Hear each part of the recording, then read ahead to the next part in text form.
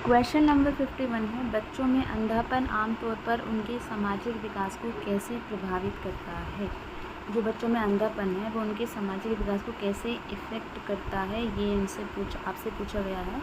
वे मजबूत सामाजिक जो संबंध विकसित करते हैं। अदृश्य संकेतों के कारण उन्हें सामाजिक संपर्क में चुनौतियों का सामना करना पड़ता है।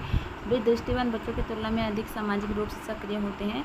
उनके पास कोई सामाजिक विकास के मुद्दे नहीं होते हैं। तो देखो, सारे ऑप्शंस पढ़ने के बाद बी वाला ऑप्शन हमें सही लग रहा है, तो बी ऑप्शन हो जाएगा। RPWD एक्ट 2016 का जो एक्ट आया था उससे क्या तात्पर्य है। फुल फॉर्म बेसिकली आपसे पूछी गई है, तो इसका जो आंसर हो जाएगा वो हो जाएगा rights of person with disability act.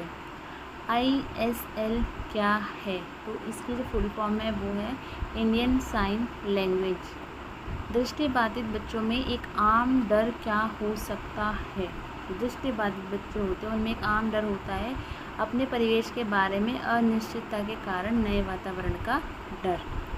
55 है, दृष्टिबाधित बच्चों द्वारा अनुभव किए जाने वाला सामान्य मनोवैज्ञानिक प्रभाव क्या है। तो अलगाव की भावना कहीं ना कहीं उनके मन में रहती है। डिसकैलकुलिया LD के संबंधित है। तो कैलकुलिया मतलब कैलकुलेशन, कैलकुलेटर ऐसे याद कर लो, ये गणित कौशल से संबंधित है।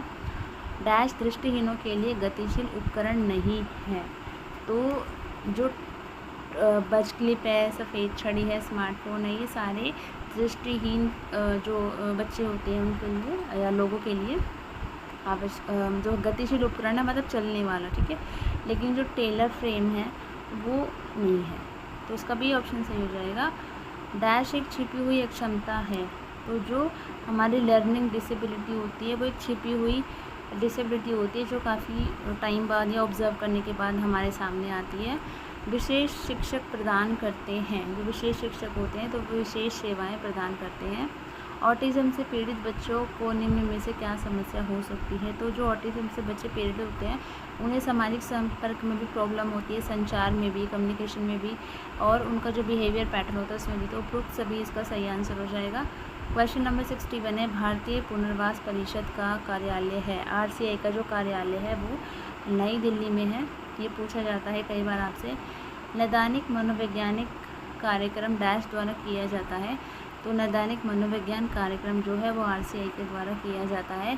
अभी आप लोग एक नोटबुक उठाइए और इन सब की फुल फॉर्म्स भी लिख लीजिए और उसको याद कर लीजिए। विकलांग व्यक्तियों का अंतर्राष्ट्रीय दिवस कब मनाया जाता है। 3 दिसंबर को मनाया जाता है। कई बार इसकी थीम भी पूछ लेते हैं, तो 2024 की थीम याद कर लेना। National institute for locomotor disability स्थित है। तो ये कहाँ पर है, ये आपसे पूछा गया है। तो ये आपका है कोलकाता में। अगला प्रश्न है आपका, संवेदी विकलांगता में प्रमुख रूप से शामिल है। जो संवेदी विकलांगता है उसके अंदर प्रमुख रूप से शामिल है, ये आपसे पूछा गया है। तो उसके अंदर श्रवण हानि और दृश्य विकलांगता जो है शामिल है। विकलांग व्यक्तियों के साथ किस प्रकार का व्यवहार वांछित है। जो विकलांग व्यक्ति होते हैं उनके साथ किस तरह के व्यवहार के अंदर, तो एम्पैथी का। देखो, एम्पैथी मतलब होता है अपने आप को उसकी जगह रख के देखना, तो उस भावना को हम एम्पैथी की फीलिंग या फिर समानुभूति बोलते हैं। राष्ट्रीय शिक्षा नीति 2020 बढ़ावा देता है। तो किसे बढ़ावा देता है, तो ये समावेशी शिक्षा को बढ़ावा देता है। विकलांगता है एक, जो विकलांगता है वो एक स्थिति होती है, ना बीमारी है ना तनाव संकट है, वो एक कंडीशन होती है। बेंचमार्क विकलांगता वाले व्यक्ति का अर्थ है 40% या इससे अधिक विकलांगता। देखो, जब बच्चे का या किसी बड़े आदमी का सर्टिफिकेट बनता है तो उसको बोला जाता है कि आपकी इतने % विकलांगता मिनिमम या इससे मतलब मिनिमम 40% है, बाकी तो कितनी भी हो सकती है। अगर है तो ये आपका जो बेंचमार्क विकलांगता बोलते हैं।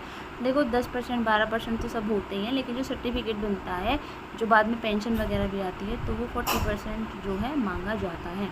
70 है, यूनिवर्सल डिज़ाइन किया गया है।